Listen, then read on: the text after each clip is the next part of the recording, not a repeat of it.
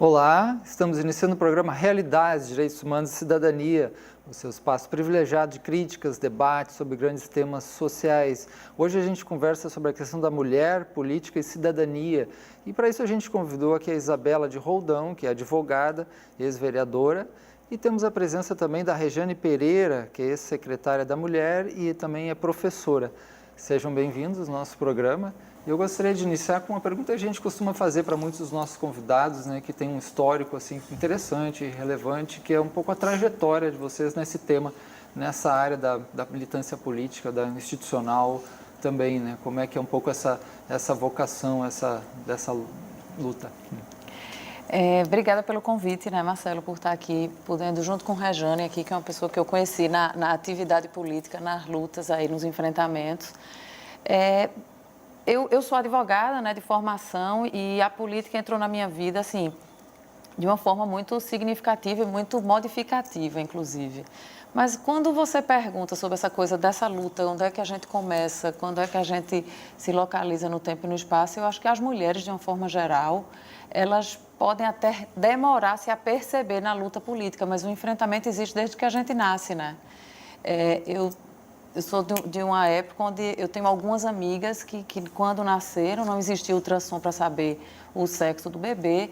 E eu tenho algumas amigas que disseram que quando nasceram, a mãe disse, meu Deus, nasceu mais uma mulher para sofrer. Então, assim, é um enfrentamento que a gente faz nesse cotidiano, desde que a gente se apercebe como gente, que a gente vem fazendo esse enfrentamento, vem tentando fincar nosso espaço e dizer, olha, isso aqui é meu quadrado mesmo, me respeita, mantém essa distância. Enfim, eu acho que é um pouco isso, né, que a gente vai... No caso da política mais institucional, assim, como é que começou para você essa, né, como vereadora, que foi um tempo, né? Eu entrei para a política a partir de provocações que fui recebendo.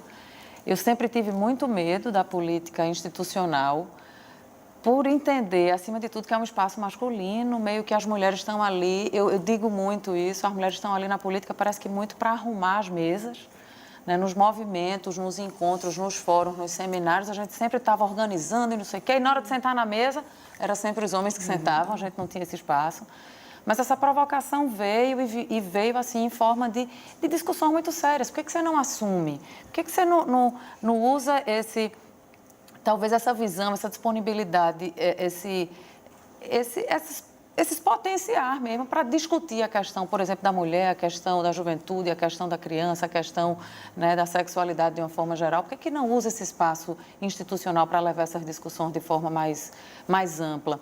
E me apareceu como proposta, como desafio mesmo, e a gente topou, assim, enfrentar. Foi uma coisa revolucionária na minha vida, porque eu sou mãe, tenho 2 filhos, à época eram bem menores do que são hoje, sou casada e, assim, é uma vida que você está mais fora do que dentro, você está com exposição pública muito grande, tudo que você faz todo mundo está vendo, todo mundo está notando, então determinadas atitudes suas são pré-julgadas já, né? Seja pela questão da aparência física, porque se vê você loura, então é a burguesinha, é a patricinha, e aí você tem que fazer esse enfrentamento de que não me julgue pela minha aparência, né?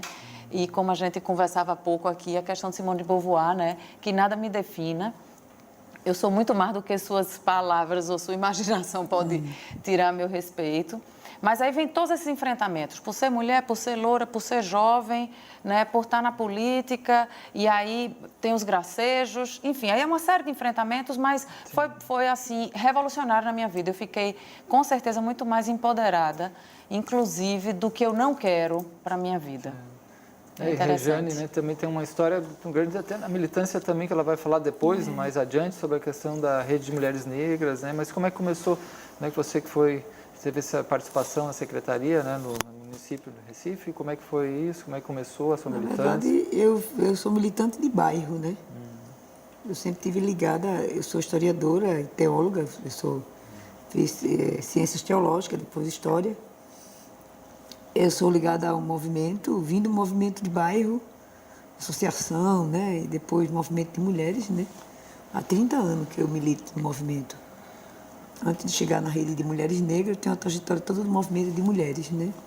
Então, minha vida ela é tragada nessa coisa de defender logo no bairro, de ser aquela questão de de ser mulher de defesa, de brigar por escadaria, barreira, né?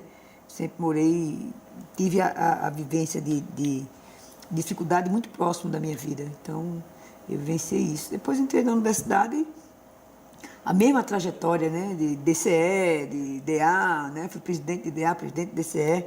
Depois fui diretora da CUT, diretora sindical, até chegar a ser do movimento de mulheres, né?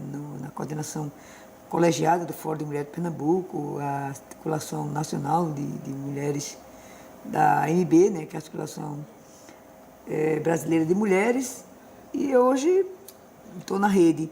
Mas a minha militância sempre foi voltada à defesa mesmo, da maioria, né? Até chegar a ser secretária. Não é uma coisa fácil. Eu vim de um lugar que mulher nem falava, né? Acho que essa coisa, né? De estar aqui entre vocês, Isabela, que muito me honra, né? Estar aqui hoje com você, porque você teve um mandato muito respeitoso, né? E você também, agradecer aí a chamada. Mas minha trajetória de política, ela foi muito voltada à defesa da maioria. Sempre estive ligado aos bairros. Associação de moradores, depois eclesial de base, de igreja, e por fim, na luta aí das mulheres. Sim. Isabela e Rejane, e nessa caminhada de vocês, tanto seja a caminhada mais do trabalho, da militância, nos bairros ou estudantis, e também quando assume uma posição institucional, o que vocês notaram? Vocês notaram alguma diferença em termos, assim, algum impacto em relação por ser mulher, e nitidamente isso presente? Porque há os conflitos entre pessoas normalmente, você assume um cargo, né? Há vários tipos de conflito ou entre pessoas, mas vocês acham que presenciaram, viram alguma coisa?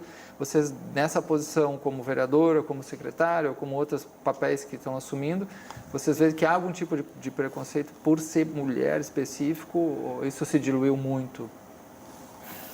Não, diluiu não. Isso continua muito real, né? Acho que o que mais me chocou, assim, na minha vida, nos 4 anos do mandato, foi o enfrentamento que nós fizemos, por exemplo, quando da aprovação da legislação do projeto Estelita.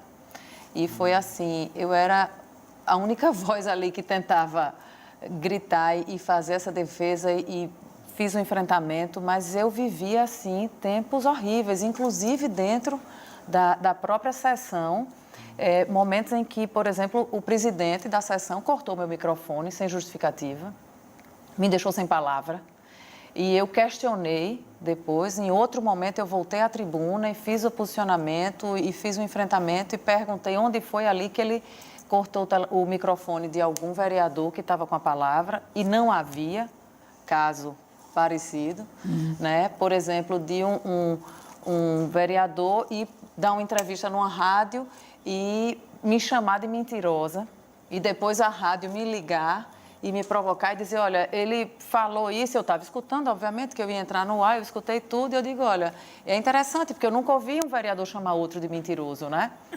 Mas parece que é mais fácil a gente colocar a mulher em situações dificultosas e extremistas e até desrespeitosas. Então, assim, são momentos de enfrentamento que foram necessários que tivessem sido feitos. Não foi fácil. A gente percebe que por mais que essa coisa da cultura machista esteja muito em alta, esteja muito em discussão, mas ela continua muito ativa, e institucionalmente isso é muito sério. Né? De gracejos, muitas vezes, de determinadas situações que nós mulheres vivemos, né? Porque eu dizia à época que não existe mulher exigente, existe mulher chata, né? Enquanto que o homem é exigente, a mulher não, ela é chata. Então, ela é histérica. O homem não, o homem está gritando ali porque ele está brigando pelos direitos dele, mas a mulher ela é histérica. Então, são estereótipos que vão deixando a gente dentro de uma caixa e meio que enclausurando e dizendo assim, fica quietinha, aguenta tudo para poder ser a boazinha, ser a que se relaciona com todo mundo, né? Você falou de gracejo, né? Também a gente fez um programa aqui que vai bem além, que a questão até do assédio, né? Que no caso, né, assédio no trabalho, mas aí no caso das mulheres tem esse agravante também, né? Não sei se você também... Ser mulher não é fácil aqui, nem em canto nenhum, né? Não tem lugar fácil, sabe? A própria condição de nascimento, né? Que a gente nasce não é fácil, né? A gente costuma dizer nas conversas com as mulheres que até desde o nascimento, né? Se você se prepara para ser uma menina, é tudo rosinha. Se prepara para ser um menino, é tudo azulzinho, né? À medida que o menino vai crescendo, ele precisa falar que ele está ficando um rapazinho. A menina que está ficando uma mocinha tem que ficar calada. Então, essa condição de desigualdade que a sociedade nos dá, a caixa que é colocada para nós, né, ao nascer, isso gera uma condição de desigualdade. Sim. E o machismo, a gente se prepara para alguém que a gente não sabe nem quem é. Mas você tem que preparar-se, né, para receber aquela pessoa, né, como dizia Cassaela, às vezes é um chato, é um sapo, né, mas a mulher tem que estar preparada. E a sociedade, ela impõe essa caixa, né?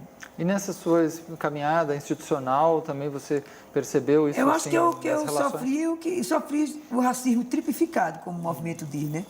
Sofri por ser secretária, por ser mulher, sofri por ser negra, né?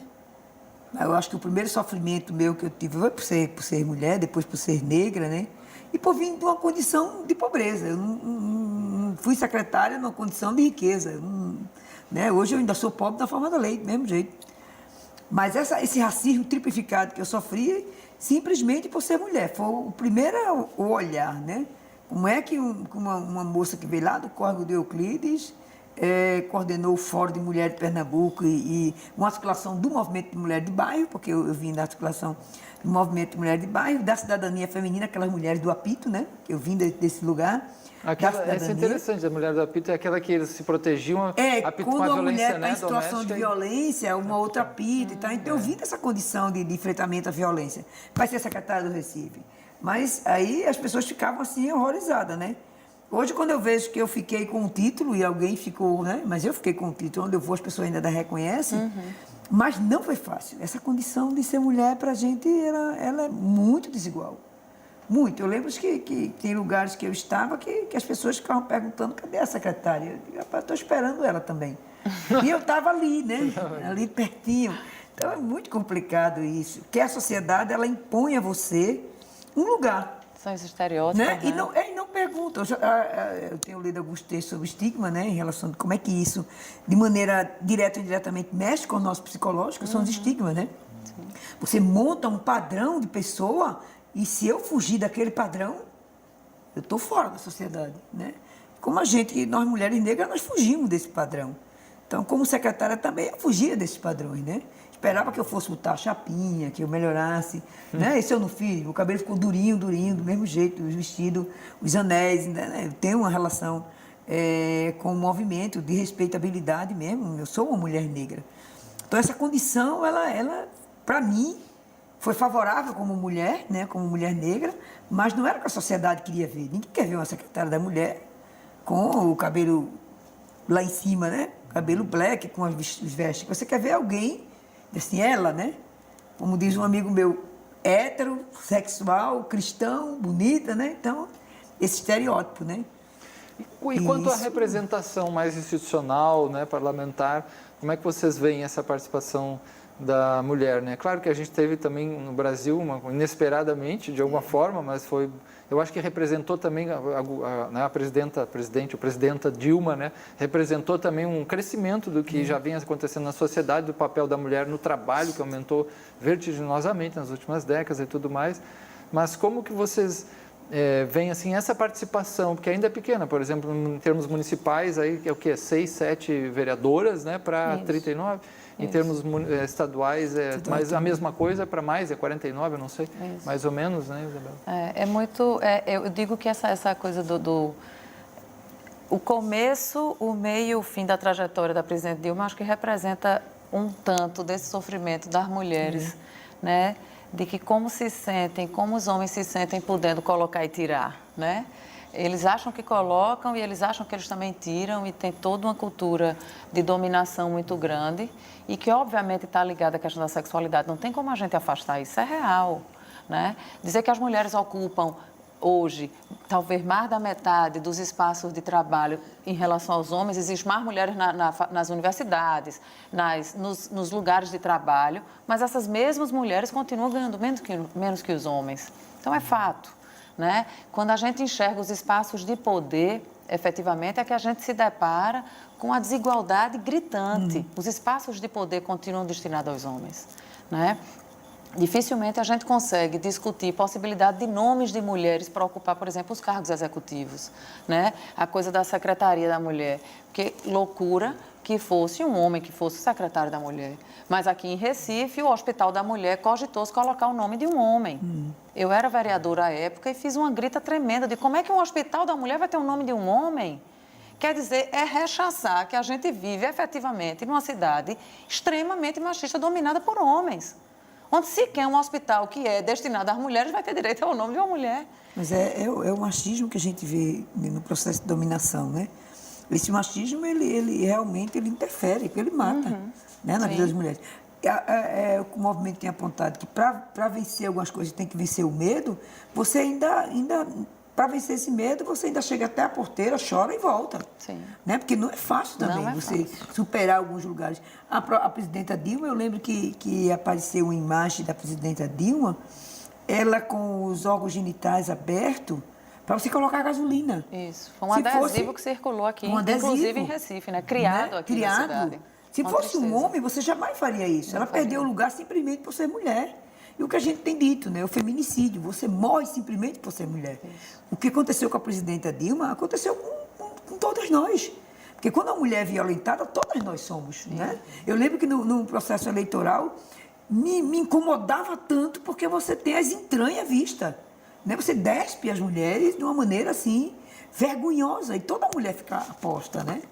Mas eu continuo dizendo, esse machismo, ele é, na sociedade, muito gritante, né? Muito sutil, mas a gente sabe do lugar. E o que Dilma sofreu, qualquer uma de nós poderíamos ter sofrido. Né? Porque você vivenciou também foi o machismo. Sim. Você tinha condições suficientes dentro do partido de se eleger, tenho certeza disso. E por que as mulheres não se candidatam? Né? Porque a gente tem nesse universo federal mesmo 540 e você tem 80, 84, né? Você conta dedo qual a mulher que vai fazer essa defesa. Porque as mulheres acham também que não está em condições de defender. Nós temos vereadoras que ainda defendem que a mulher venha e a mulher ainda seja submissa ao homem. E foi a mais votada. Né? Então, essa representação institucional que a gente tanto quer, ainda não é para nós esse lugar que é dado. Apesar de que a presidenta Dilma, ela contribuiu muito para que a gente pudesse, pelo menos, sonhar em chegar naquele lugar. Minhas netas podem sonhar nesse período, né? Certo, a gente está conversando aqui, né, sobre esse tema bastante relevante, bastante importante, a questão da mulher, a participação política e a sua cidadania, né, os seus papéis que são colocados, mas a gente tem que fazer agora um pequeno intervalo, voltamos logo em seguida.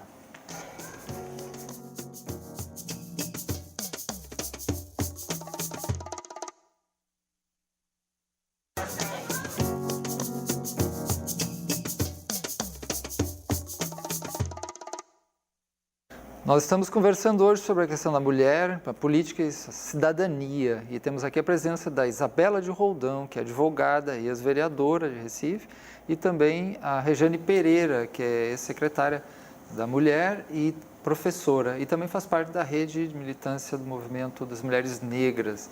E justamente a Rejane falava sobre a questão de um certo tipo de visão legislativa, né, de algumas, até você falou no caso de vereadora, né, e algumas visões até ligadas à religião que pregam um papel da mulher assim um pouco mais, vamos chamar mais convencional, mais, né, um papel tradicional, do papel um pouco mais submisso ao homem de alguma forma, né?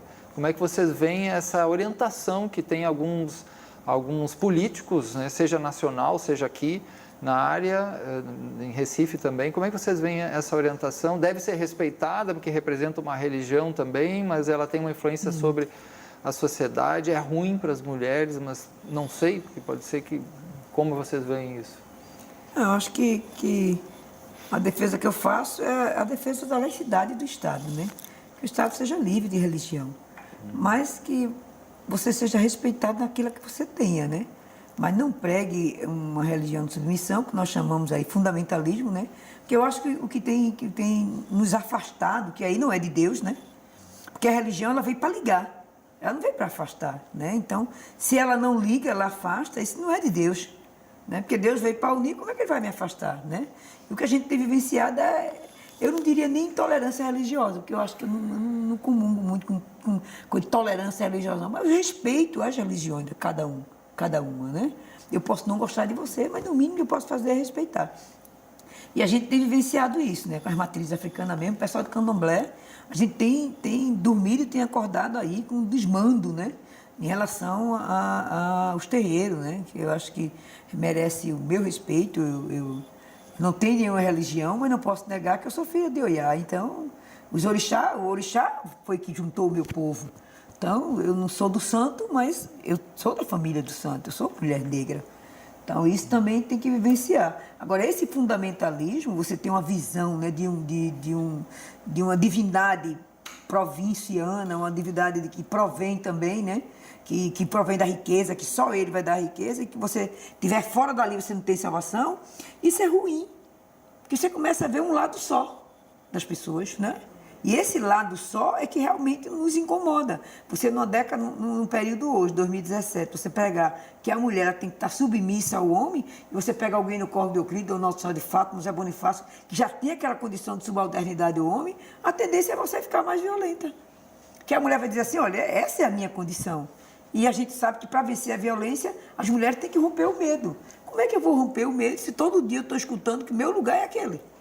Né? Então, o fundamentalismo, né, ele prega realmente essa submissão. E a gente tem uma casa legislativa que a gente pensava que ia ter apoio, é justamente ao contrário. A gente não tem. Né? E agora vou impor o ensino religioso. Essa semana o movimento estava dialogando da questão de vocês ter o ensino, ser obrigatório o ensino religioso em sala de aula. Eu fiz ciências teológicas. Não sou contra nem a favor, não. Eu queria que a minha não prevalecesse.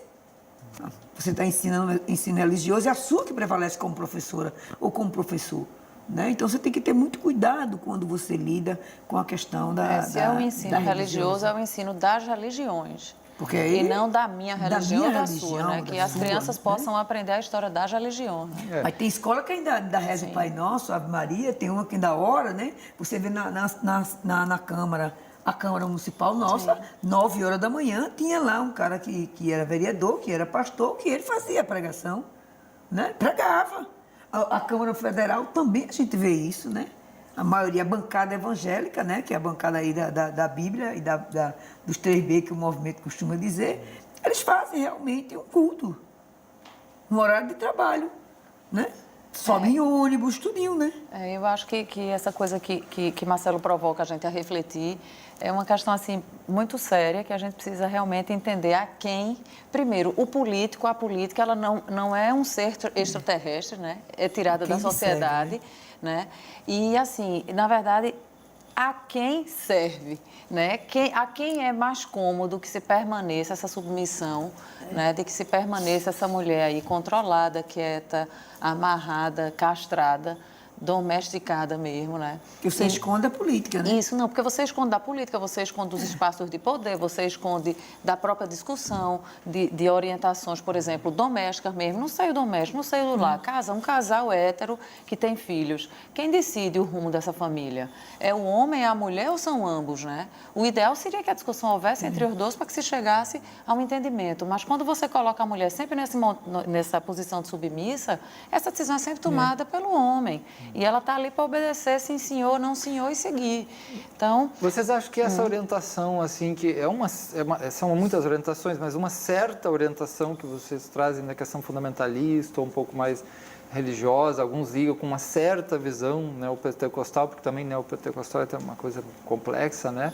Ela tem base, isso ocorre porque eles vão buscar isso, por exemplo, num texto sagrado, no judaísmo antigo, que tinha essa tradição, que na verdade até antes do cristianismo, né?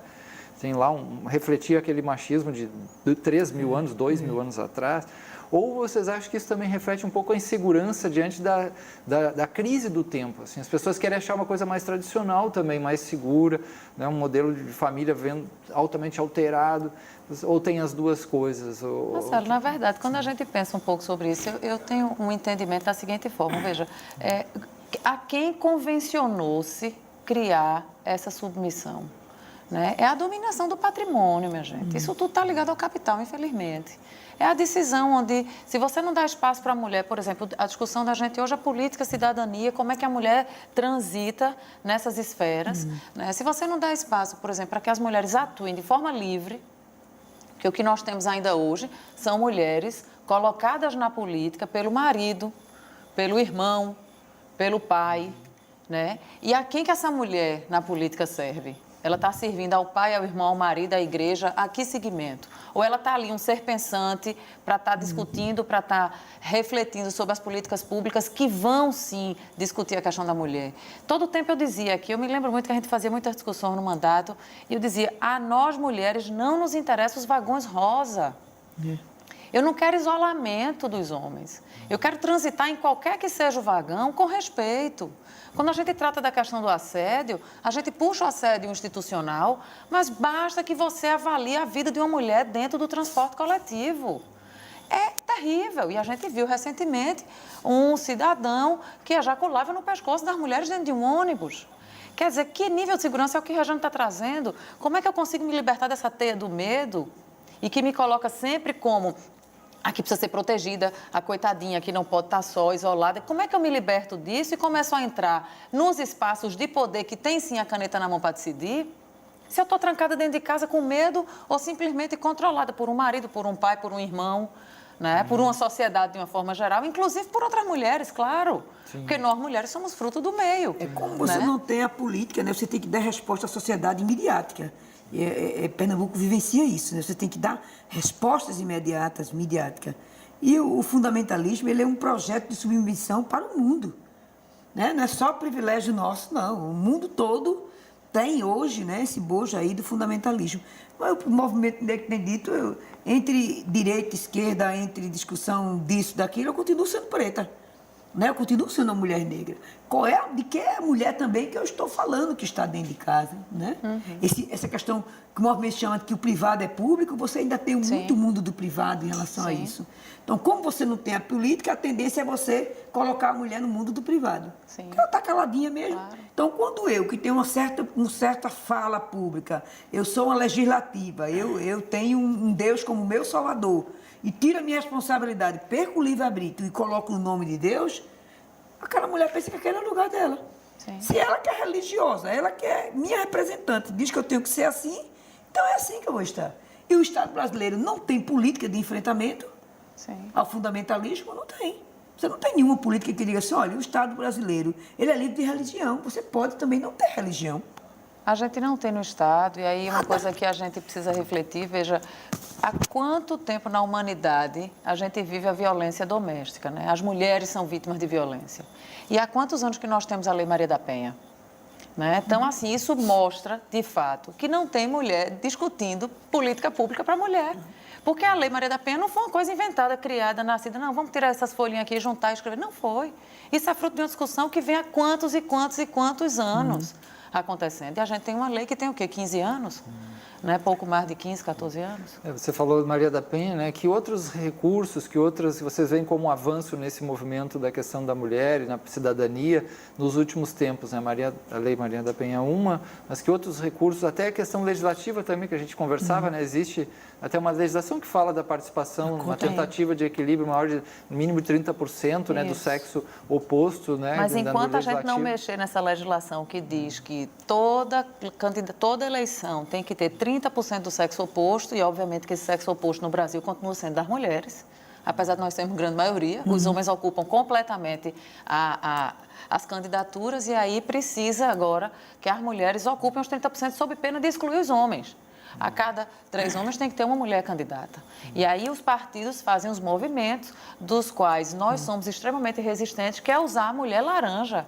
É aproveitar dessa mulher durante o período da eleição e dizer, venha ser candidata porque eu preciso eleger os homens. E as mulheres começam a ser utilizadas nisso. Na verdade, a grande discussão, e que já aconteceu, infelizmente, não prosperou na última discussão de reforma política, mas que volta à tona agora, é porque essa cota tem que ser mantida. Primeiro, a gente não quer cota de 30%, a gente quer cota de 50%. Segundo, a paridade, né? Que é a paridade. Segundo, se essa cota não sair do campo de candidatura, a gente vai continuar sendo subrepresentada, porque a gente tem menos de 10% na esfera federal. Se você olhar as câmaras legislativas no Brasil de uma forma geral, você vai ter no máximo 20% de mulheres. Como é que 20% consegue discutir política pública para a mulher? Onde é que eu consigo ser encaixada nisso? Então, a discussão da reforma política é que a gente tenha paridade e que essa paridade se represente no voto. É o seguinte, é 50% de homem eleito e 50% de mulher eleita. Aí a gente começa, né? Homem, mulher. Aí a gente começa, de fato, a fazer o enfrentamento à desigualdade, né? De alguma forma, não seria quase que impor, em termos de uma legislação, algo que a realidade ainda não reflete, porque vocês mesmos estão colocando isso, que a mulher está num processo de alcançar maiores empoderamentos e tal. Então, talvez tenha muito mais homens ainda. E uma legislação, será que é uma legislação que corrigiria isso? Deveria, assim, meio que de uma forma forçada, de colocar isso, de trazer, pode ajudar sim, né? Mas será que seria isso ou teria também outras ações que poderiam fazer, por exemplo, mais pedagógica, mais de cidadania a partir da questão das mulheres, para que elas chegassem naturalmente a esse 50%, por exemplo? Não sei se é Marcelo, assim. a quem interessa essa discussão que a gente faz hoje aqui? A quem interessa de fato? Quer dizer, são poucas as pessoas que conseguem se dar conta que não existe você... Me lembro que a gente discutia isso também, a Regiane participou muito dessa discussão, quando a gente discutia a questão da cidade segura para mulheres, é porque uma cidade que é segura para mulher, ela é segura para homem, para criança, para idoso. Então, assim, mas aí eu volto à questão inicial, a quem interessa discutir política pública para a mulher? Se a mulher tem que estar dentro de casa cuidando dos filhos e tomando conta da propriedade, entre aspas, porque ela não tem o domínio. Até um dia desses as meninas casavam como sendo o pai das meninas responsável pela festa. E o pai do noivo comprava o apartamento. Numa separação, essa mulher ia para onde? Para casa do pai, porque o apartamento era do noivo. E muitos hoje ainda. A gente teve uma discussão essa nos habitacionais, né, federal, de que muitas vezes, Recife mesmo fez uma lei, né, em 2001, quando o governo popular assumiu, de que a casa teria que ser no nome das mulheres. Aí o que o cara fazia? O cara fazia, ele tomava a criança. Porque tinha uma brecha na lei dizendo, se ele ficar com o menino ou com a menina, a casa pode ser dele. Ele pode ficar. Aí ele dava inteira para ficar com a criança. Pois é. Né? Até bem pouco tempo você ainda morria em nome da lei, em nome da honra, né? Sim, em nome da honra, você podia matar. Podia matar em nome da honra. Claro, em caso de traição. Isso era aceito, inclusive, no Código Penal. Mas o homem mesmo, que tem várias mulheres, ele é um garanhão. Né? Ele é um machão. Mas se eu tiver vários homens... Perverso. Uma coisa é muito perverso. Quer um exemplo disso? Quando a gente assiste ou lê uma reportagem, uma notícia de que um bebê recém-nascido foi encontrado na lata do lixo, uma mãe pariu e jogou, e essa mulher perseguida, condenada, julgada e presa. E ela não jogou o menino, ela jogou a dor dela. Não, e eu pergunto a você, ninguém, hora nenhuma, perguntou pelo pai dessa criança. Quem é o pai desta criatura que não está ali para ser preso filho, também? Né? Me dê 2 meninos, me dê uma menina e um menino. Pois é, mas a responsabilidade continua nas costas das mulheres. Por exemplo, ninguém diz, tem uma criança mal educada aqui, ninguém diz, esse menino não tem pai não, mas esse menino não tem mãe, todo mundo vai dizer, porque a responsabilidade da educação é da mãe, e não do pai, e não do casal. Mas então, esse campo de desigualdade que nós nascemos, ele reflete para a vida. Sim. Né? Esse campo de desigualdade, eu acho que como diz a Ana Hallett, a gente vive tempos sombrios, né? São realmente tempos difíceis para nós. Mas... Como dizia na sala de aula, quem foi que disse que ia ser fácil? É verdade. Não vai. A nossa luta, ela é uma luta desigual. Né? Mas a nossa luta é para que as mulheres possam chegar também no poder. Sim. E aí, para chegar no poder, não é derrubando outra, né? Sim. É eu chegar e puxar outra. Que é isso que o movimento recomenda. Uma sobe e puxa a outra. É interessante isso que a Isabela colocou também, porque às vezes pode ser uma mulher, né, que se elege ou tudo mais, que está lá, mas que está representando algo muito diferente dessa pluralidade do feminino, dessas lutas, né? Ela está a reboque de uma questão mais totalmente familiar, ou até de uma religião, ou de algo que às vezes pode ser até patriarcal, né? Então, Recife vivencia isso, né? Você tem várias vereadoras que você conta com uma, duas. Né? Quando você estava mesmo como vereadora, como mulher, só podia contar com o seu mandato. É verdade. Pois é. O mandato uma popular. discussão que a gente não conseguia avançar. Né? Da questão da diversidade, da questão racial, né? Não, nós tínhamos parceiros homens, né? Temos vereadores homens. Mas em relação às mulheres, a gente tinha pouca parceria, né? Tinha pouca. Quando a gente ia procurar, na questão da vida das mulheres mesmo, pela vida das mulheres, na questão racial, você tinha poucos aliados. Né? Claro, porque interessa a poucos a discussão. A questão de gênero mesmo, a gente penou, fizemos uma blitz, né? gabinete, né? Você mesmo nos recebeu quando a gente fez aquela blitz em relação à questão de gênero junto à universidade, e só teve o seu gabinete e o de Marília. Foi um que disse, não, eu vou apoiar como mulher. Não, apoio a questão de gênero. Mas teve vereadores que disseram, olha, eu não apoio, porque gênero vai ensinar a fazer sexo na escola, não sei o quê, babá. E eu disse à vereadora, nem eu sei fazer, quanto mais aquela criancinha ali, né?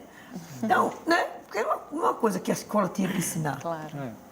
Só para informar também o nosso telespectador que a gente chegou também a convidar, a contatar, né, a vereadora Michele Collins também não pôde participar por vários compromissos, né, nas tardes dela. Também a professora Liana Lins, que também trabalha muito a questão da mulher na Universidade Federal, mas também, quem sabe, mais adiante a gente pode trazer para cá para essa discussão, que é um tema bastante amplo, né? Mas agora vamos fazer um pequeno intervalo e já voltamos logo, logo.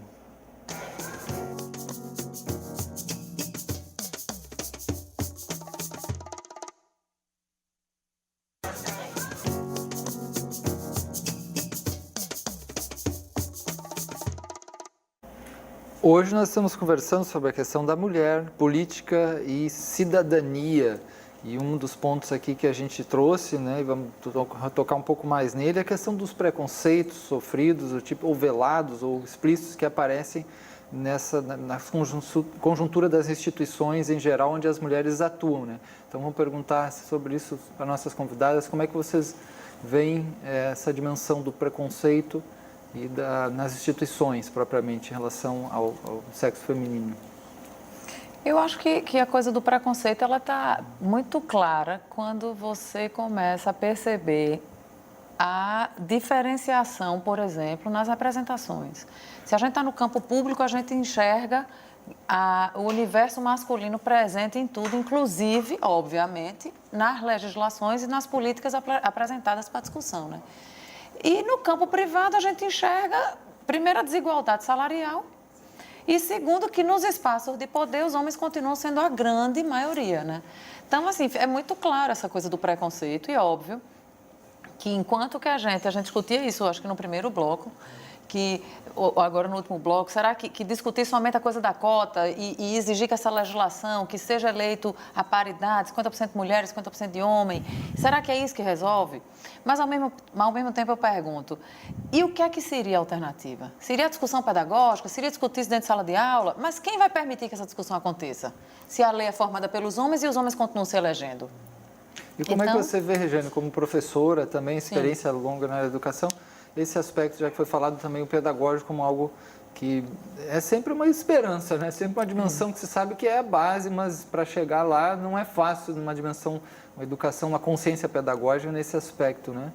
Eu tenho dito na minha vida, é uma questão de Regiane Pereira, eu acho que não é fácil defender a educação, né? Porque todo mundo educa e ninguém educa.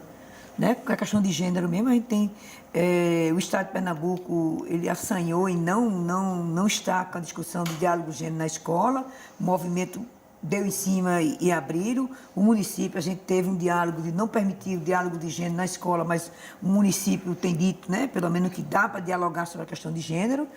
Eu, como professor, estou instalando agora em dezembro um núcleo de gênero e direitos humanos na escola, né, que eu ensino. Porque são os lugares, né, que é dado às mulheres. Como são os lugares que não são dados, né? Então, essa discussão de gênero, direitos humanos, relações étnico-raciais, elas são muito caras para a gente, né, de fazer o campo da defesa. É muito difícil você defender gênero, defender negro, defender direitos humanos. Então, na escola, eu digo sempre que a escola é o lugar que menos nos aceita. É a escola. É o lugar que deveria educar além dos corpos, né? Você ainda educa menino e menina. Menino é assim, menina é assim. Você não permite as diferenças. A escola, vocês, é um ambiente ainda refratário? É um ambiente realmente que deveria educar além dos corpos. Professores ou as políticas porque também? Você tem que primeiro você tem que, eu não diria nem educar, mas você diria, primeiro, puxar o diálogo com os educando, desde quem recebe a criançada ali, o vigia, até a pessoa da merenda. Você fazer esse diálogo de gênero, porque é a desigualdade de gênero que nos afasta. É essa desigualdade de gênero que nos afasta. E o campo de direitos humanos, por você não estar, de certa forma, no lugar do outro, há uma separação muito grande entre aquele ali é o seu lugar, aquele é o meu lugar como professora. né? Então, eu acho que a gente poderia começar na sociedade se colocando mesmo assim. Se fosse comigo, o que é que eu teria como pedagogia? Eu tenho a impressão, né? Será que algumas pessoas não têm uma ideia assim bem precária da discussão de gênero, tanto quanto a discussão, por exemplo, de direitos humanos? Tem pessoas que entendem direitos humanos como defesa de bandido, assim, uma coisa extremamente limitada, né? Eles não compreendem toda a compreensão de uma luta muito maior aí dentro. E de gênero talvez também, porque, por exemplo, fala, discussão de gênero, o que é isso? É brigar homem com mulher, é ficar as mulheres, né, empoderamento das mulheres, mas é um relacionamento de sexo. Relaciona gênero a sexo. A sexo. Você sempre está relacionado à questão de gênero a sexo. Ou que dito agora, ideologia de gênero, né? Inventaram até uma outra categoria de ideologia de gênero. Está ligado muito a isso. Mas se você tivesse isso no campo da educação, direitos humanos, eu acho que é tão perverso o diálogo na educação em relação a direitos humanos, é como você não se visse. Mas não é que isso não esteja na educação. Recife, eu acho o plano de educação muito avançado. As diretrizes de educação são muito avançadas, independente de eu apoiar ou não o governo, mas são diretrizes muito avançadas. De dizer assim, o diálogo de gênero, raça e direitos humanos, ele tem que compor o diálogo de cidadania.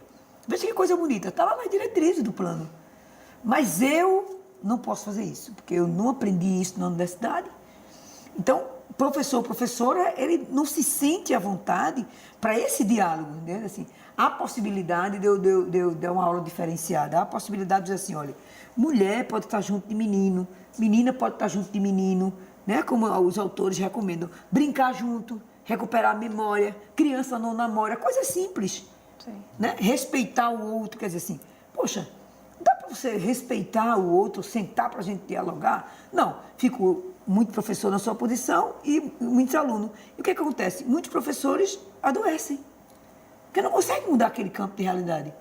Você não consegue mudar. Você não consegue mudar porque você também não se permite como profissional, né? Porque também está nessa mesma criação, né? Na mesma é um desafio para criação. todo mundo vivenciar isso e enxergar sob outra ótica para Enxergar modificar, né? esse caminho Mudar que a não é gente... fácil. E aí eu concordo com você, desde o início que você falou.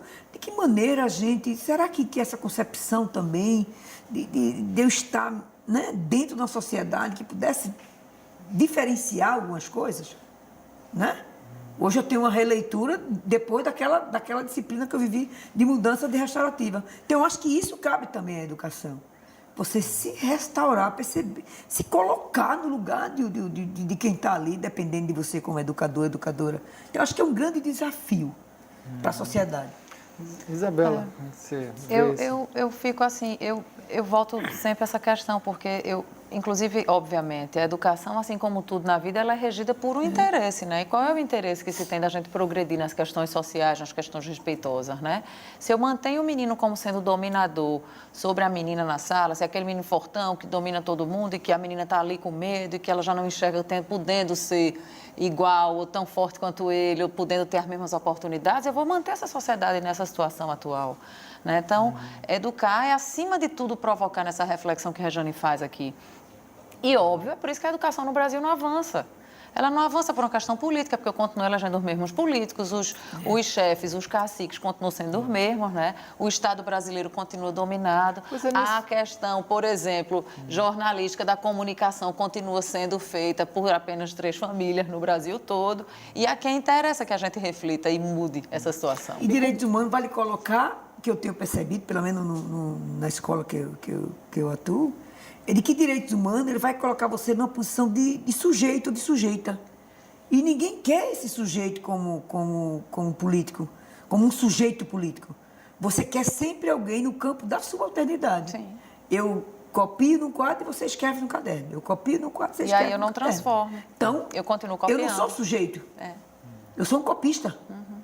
Claro. Né? E com esse atual modelo essa orientação, né, de eleitoral que a gente vive no Brasil, vocês acham que é possível trazer uma melhoria, uma maior igualdade social, até também uma maior participação das mulheres, né? E também, principalmente no meio popular, né, Rejane, que você falava, porque, por exemplo, para eleger hoje um deputado, por exemplo, parece que é muito dinheiro, né? Que tem que ser, difícil. Você tem que ter muito dinheiro, muito apoio empresarial. Então, como é que sair dessa situação? Então, você, claro, vai defender mais uma certa classe, né? Como é que vai modificar? Vocês veem uma modificação possível nisso, eleitoral, legislativa, popular? Como é que vocês veem isso? É uma coisa interessante e certamente Rejane vivencia ou enxerga isso também.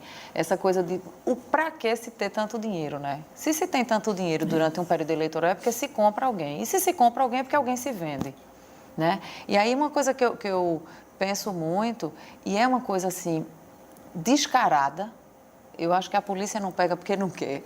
Porque é descarada no período eleitoral, as malas de dinheiro que entra e sai dos lugares públicos eu digo as ruas, as casas, né? Não são as instituições. Mas assim, e a compra de voto é completamente aberta e declarada. Isso desde para a eleição de representante de comunidade, à eleição de deputado, de vereador, enfim. Mas, ao mesmo tempo, eu puxo a responsabilidade para os que não precisam dos R$50 para comprar seu bujão de gás. Qual é a responsabilidade dessa massa de gente que não precisa do bujão de gás e que também não se envolve com a política, que também não faz a discussão, que também não avalia? Quantas pessoas a gente não conhece que sequer lembra hoje em quem votaram na última eleição? Quantas pessoas a gente não conhece que diz assim, vai votar, eu não sei em quem eu vou votar não, no dia eu procuro o primeiro papel que eu ver no chão, se eu achar o número bonitinho, eu voto naquele número. Ou então simplesmente justifica, a ausência não vai votar.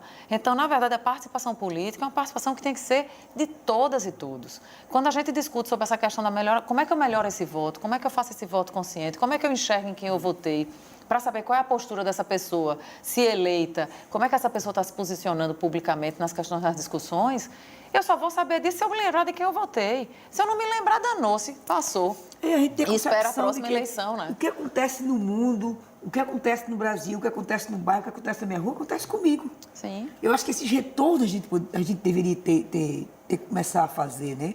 De retornar para as bases. Acho que a Revolução Francesa iniciou isso, mas os cabanos também fizeram isso, que foi a única Revolução Negra.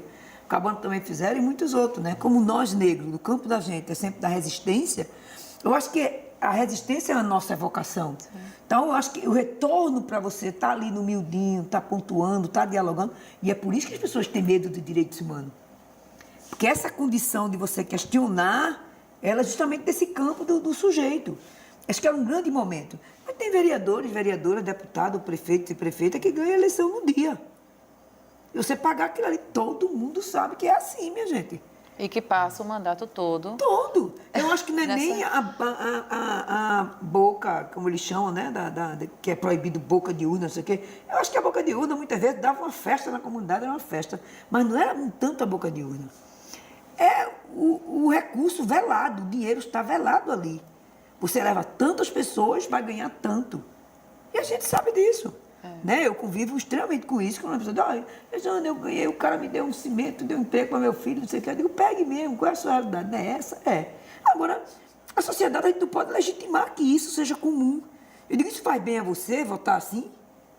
Porque se foi bem a você, mas está fazendo bem a quem? O retorno do voto, ele é o que a gente está vendo agora aqui. Mas aí a gente volta para a questão inicial da educação. Se eu não tenho uma educação crítica que faz uma análise dentro de sala de aula, dentro da universidade, nos locais onde a gente possa dialogar sobre isso, como é que eu transformo? Eu não tenho como transformar. Esse golpe que o Brasil sofreu agora, Veja, eu continuo gerando, 20 anos de eu continuo perda. gerando cidadãs e cidadãos dependentes do bujão de gás.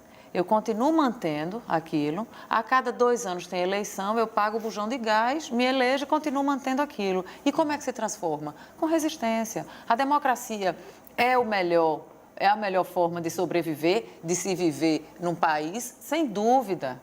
Loucura de quem pensar... Nós avançamos um pouquinho. Pois é, loucura de quem pensar que a ditadura não existia corrupção, existia tanta ou muito mais, só que lá não se podia questionar, né? Na democracia você pode. Falar em avanços, como é que vocês veem esses avanços no campo aí, principalmente do tema da questão da mulher e da política? Que avanços vocês veem que houve nesses últimos anos e que pode gerar talvez uma perspectiva de uma maior consciência, uma maior emancipação, uma maior participação, uma maior igualdade, né, de considerações e tudo mais, de oportunidades nessa questão de gênero mesmo, dentro da questão política. O que vocês veem como positivo e que pode ser potencializado? Você teve no governo popular, independente de eu ter votado nele ou não, mas o Brasil vivenciou um momento muito rico na política, né? A era de 2000. Né? Eu lembro que nós tínhamos 2 agendas no movimento. Uma era justamente a questão da lei, né? De formalizar uma lei de enfrentamento à violência contra a mulher. A outra a gente não teve, que foi a legalização do aborto, não foi possível. E o enfrentamento ao racismo, né? Então, a gente tinha agenda que poderia ter feito pelo Estado brasileiro. E conceber que violência contra a mulher e política para as mulheres é uma política de Estado. Então, eu acho que isso foi favorável. Você ter aquela campanha de mais mulheres no poder, então a gente avançou isso. Os próprios conselhos, né? A criação dos conselhos de política para as mulheres foi um grande marco. As delegacias, porque nós não tínhamos. Computar as mulheres mortas, porque você, antes de dormir, você não computava, né? As mulheres iam num bolo geral. A gente mostrar que era possível você ter uma delegacia específica que pudesse ver aí as dores das mulheres. A própria lei, né? A Lei Maria da Penha, a questão do racismo, né? Do estatuto do racismo e tantas coisas que nós avançamos de 2000 para cá, que depois do golpe, que Recife, Pernambuco e Brasil, ele vivencia esse golpe, você teve perdas incalculáveis. Hoje, eu acho que o que a gente avançou, a gente começa a perder. As cotas na universidade, que eu pensei até que isso já estava consolidado, você vê hoje, ainda discutindo cota. A questão da Lei Maria da Penha, que você pensava que estava consolidado, tem alguém que está todo ano tentando abrir a lei para que isso não contemple. A própria diversidade sexual, né, as trans, a gente pensava que isso estava consolidado na sociedade, de ter direito. Hoje você tem perdido os direitos, então a gente tem que ter muito cuidado, porque cada dia que você dorme, a escola sem partido é né? Esse modelo de escola sem partido, como eu posso me pronunciar na política, só em você não ter uma ideologia, não tomar um partido em relação a isso, você já está tomando partido. É verdade. Né? Então, a escola sem partido, para nós, é doloroso isso também, não poder opinar. Então, você tem perdas hoje, eu acho que de 2 décadas que nós perdemos com o golpe. Avanços houveram muitos, né? Mas, assim, eu me surpreendi muito no Dia Internacional da Mulher com a fala do presidente da República, citando a importância da mulher, a exemplo da mulher dele. Afinal de contas, a mulher ela vai ao supermercado, né? Então, ela ajuda na economia porque ela faz compras, né? Então, vê que coisa louca, em que local nos posicionam, nos colocam, né? Reforçam esse papel de submissão e de dominação versus dominação. Mas a discussão da política pública para a mulher não é uma discussão que é para dizer que a mulher é melhor do que o homem, né? A gente não está aqui numa guerra de sexo para dizer está brigando, é queda de braço, não é esse o objetivo. O objetivo é dizer que a gente tem direitos iguais, que a minha filha pode ser o que ela quiser ser.